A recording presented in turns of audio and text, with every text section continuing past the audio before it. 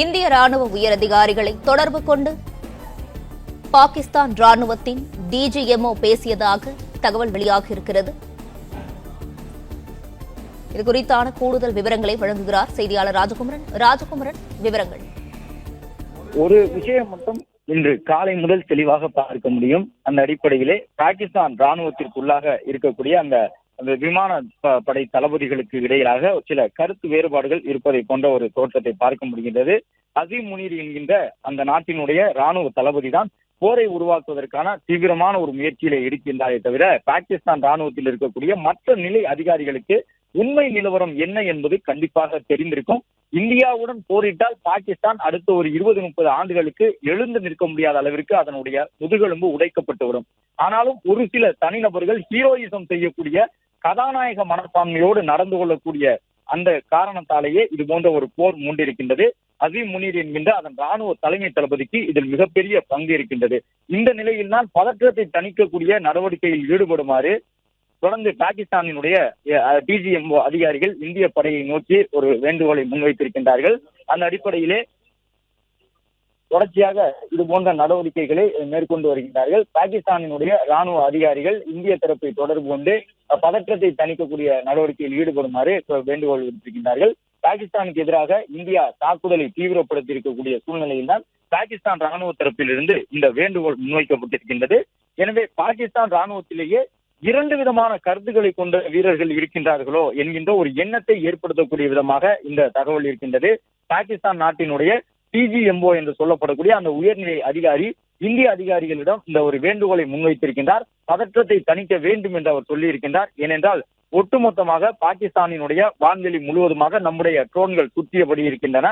எப்போது வேண்டுமானாலும் எங்கு வேண்டுமானாலும் தாக்குதல் நடத்த முடியும் என்ற சூழ்நிலையில் பதற்றத்தை தணிக்க வேண்டும் என்று கூறுகின்றார்கள் என்றால் தயவு செய்து தாக்குதலை சற்று நேரம் நிறுத்துங்கள், நாங்கள் நீங்கள் சொல்வதை கேட்டுக்கொள்கின்றோம் என்ற அர்த்தம்தான் அதற்கு உள்ளாக இருக்கும்.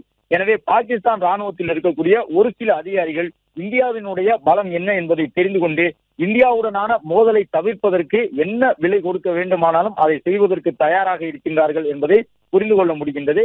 இந்திய ராணுவத்தை பாகிஸ்தான் ராணுவ தரப்பிலிருந்து உயர் அதிகாரிகள் தொடர்பு கொண்டு பேசி இருக்கின்றார்கள்.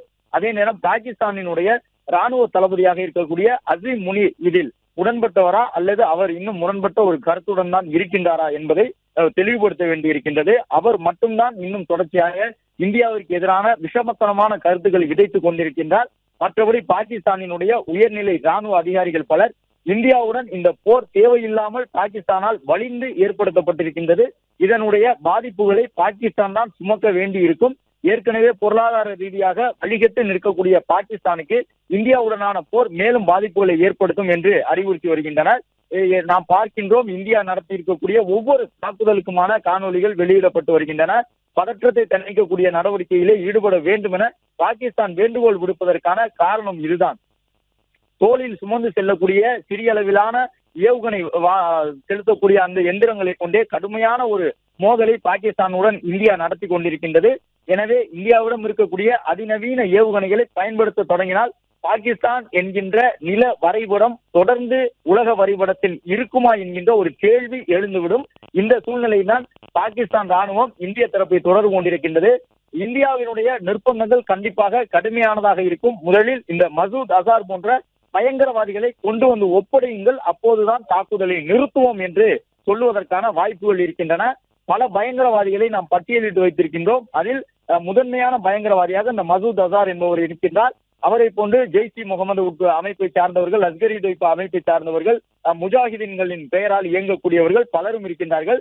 அந்த பட்டியலை பாகிஸ்தான் ராணுவத்திடம் இந்தியா வழங்கக்கூடும். அந்த நபர்களை எல்லாம் உயிரோடு கொண்டு வந்து இந்திய ராணுவத்திடம் ஒப்படைத்தால் இந்த சண்டையை சற்று நாட்கள் தள்ளி வைப்பதற்கான வாய்ப்பு இருக்கின்றது என்ற கருத்தையே இந்தியா சொல்லுவதற்கான ஒரு வாய்ப்பு இருப்பதாக சர்வதேச ராணுவ நிபுணர்கள் தரப்பிலிருந்து இது போன்ற ஒரு கருத்து முன்வைக்கப்பட்டிருக்கின்றது. பதற்றத்தை தணிப்பதற்கு இந்தியா தயாராக கூட இருக்கலாம். ஆனால் அதற்கு முன்பாக உயிரோடு ஒப்படைக்கப்பட வேண்டிய பயங்கரவாதிகளின் பட்டியல், பாகிஸ்தான் ராணுவத்தினுடைய பாதுகாப்புக்கு உள்ளாக ஒளிந்திருக்கக்கூடிய அந்த பயங்கரவாதிகளுடைய பட்டியல் இந்திய தரப்பிலிருந்து வழங்கப்பட்டு அவர்களை ஒப்படைத்தால் சற்று பதற்றத்தை தணிப்பது தொடர்பாக யோசிக்க கூடும் என்ற தகவலை வேண்டுமானால் இந்திய ராணுவ தரப்பில் சொல்லியிருக்கலாம். ஏனென்றால் பதிலடி பலமாக இருக்கின்றது இந்தியாவிடமிருந்து. பாகிஸ்தானை நோக்கி நம்முடைய ஆயுதங்கள் பாய்ந்து சென்று கொண்டிருக்கின்றன. பாகிஸ்தான் நாட்டுக்குள்ளாக பல இடங்களிலே தீ பிழம்புகள் ஏற்பட்டிருக்கின்றன. தொடர்ந்து தாக்குதல் நடத்தி முடிக்கப்பட்ட ஒரு சில மணி நேரங்களிலே அந்த தாக்குதல் நடத்தப்பட்டதற்கான காணொலியை நம்முடைய ராணுவ வீரர்கள் வெளியிட்டு வருகின்றார்கள். பாகிஸ்தான் ராணுவம் இந்திய ராணுவத்திடம் பேசி இருக்கின்றது. அமெரிக்க தரப்பிலிருந்து இந்திய ராணுவத்திடம் பேசி இருக்கின்றார்கள். பல்வேறு G7, G20 உள்ளிட்ட நாட்டு கூட்டமைப்புகளும் இந்தியாவிடம் பேசி இருக்கின்றன. நம்முடைய நிலைப்பாட்டில் நமது நாடு தெளிவாக இருக்கின்றது. இதே போன்ற குள்ளநரி தந்திரங்களை பயன்படுத்திதான் பலமுறை பாகிஸ்தான் இந்திய தாக்குதலில் இருந்து தங்களை பாதுகாத்துக் கொண்டு அதன் பிறகு மீண்டும் மீண்டும் பயங்கரவாதிகள் மூலமாக இந்தியாவிற்கு எதிரான செயல்பாடுகளை தூண்டிவிட்டு ஊக்குவிட்டு மகிழ்ச்சி அடையக்கூடிய ஒரு நாடாக இருந்திருக்கின்றது பாகிஸ்தான். எனவே உலக வரைபடத்தில் அந்த நாடு தொடர்ந்து நிலைத்து நீடித்து இருக்க வேண்டும் என்றால், ஜனநாயக பாதைக்கு அந்த நாடு திரும்ப வேண்டும் என்றால், அங்கிருக்கக்கூடிய ஒரு சில பயங்கரவாதிகளை இந்தியா வசம் ஒப்படைக்க வேண்டும் என்பதுதான் பல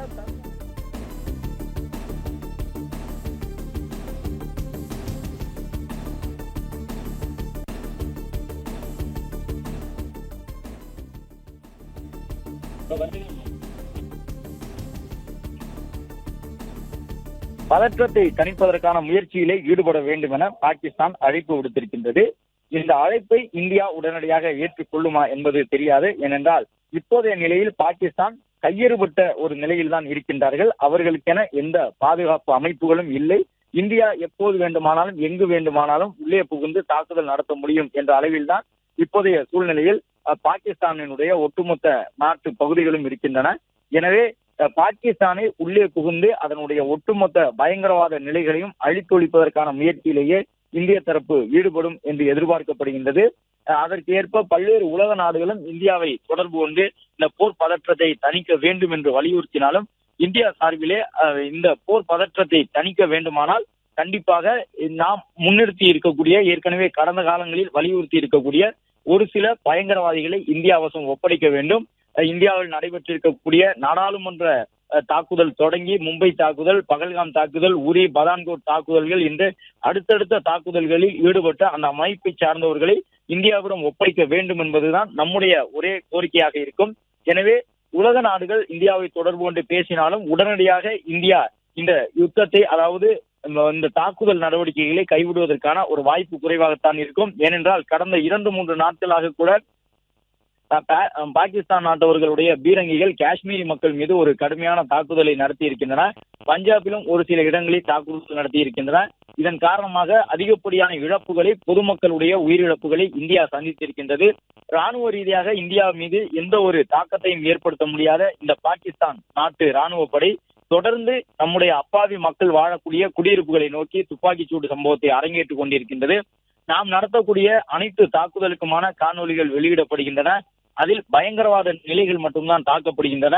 இன்னும் சொல்ல போனால் முதலில் 9 பயங்கரவாத நிலைகளை நம்முடைய நாட்டினுடைய பாதுகாப்பு படை தாக்கி அழித்திருந்த பொழுது ஒரே ஒரு கட்டடம் மட்டும்தான் இடிந்திருக்கும். அந்த கட்டடத்தை சுற்றி இருக்கக்கூடிய வீடுகளுக்கு எந்த பாதிப்பும் இல்லாமல் இருக்கும்.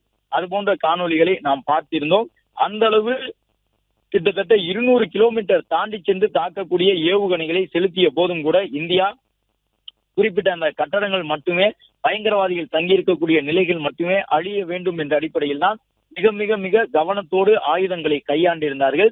இந்த தருணத்தில் குஜராத்தினுடைய கட்ச் பகுதியிலே ஒரு பதற்றமான சூழல் இருப்பதையும் பார்த்தோம். ஏனென்றால் அங்கும் சில தாக்குதல் நடவடிக்கைகள் மேற்கொள்ளப்பட்டு பாகிஸ்தானால் இந்திய ராணுவம் அவற்றை முறியடித்திருந்தது. குஜராத்தில் இருக்கக்கூடிய வனப்பகுதிகள் உட்பட அந்த எல்லை கட்டுப்பாட்டு கோட்டு அருகே இருக்கக்கூடிய பகுதிகளிலே ஒரு சில ட்ரோன்கள் உடைந்து நொறுங்கி கிடக்கக்கூடிய காட்சிகளை பார்க்கின்றோம்.